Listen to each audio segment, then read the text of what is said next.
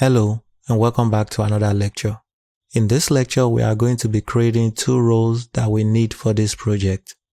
The first role is going to be a SSM role, and we are going to use this role when we use the run command to test whether our EC2 instance in the private subnet has access to the internet. The second role is going to be an S3 role, and this role is required for our EC2 instance to download the web files we uploaded to our S3 bucket. To create our role, select Services, and under Security, Identity and Compliance, select IAM. Select Roles on the left side and click Create Role. We want an AWS Service role, so select the first one. Under Choose a Use Case, we are going to select EC2. Then click Next for permissions. In the search box, let's type SSM.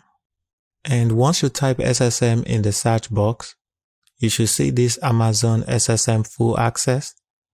Check that box and click Next for tag. I'm not going to give it any tag. Click Next for review. And we are going to give this role a name. I'll call it SSM role.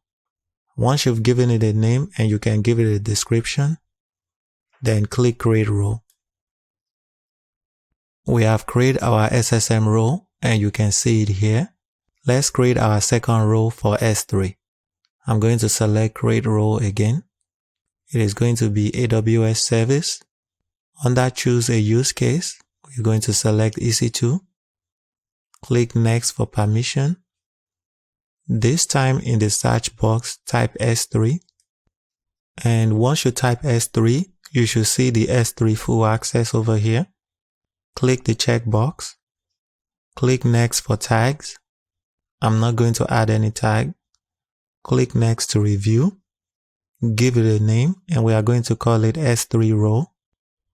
Then once I enter my role name, I'm going to click Create Role.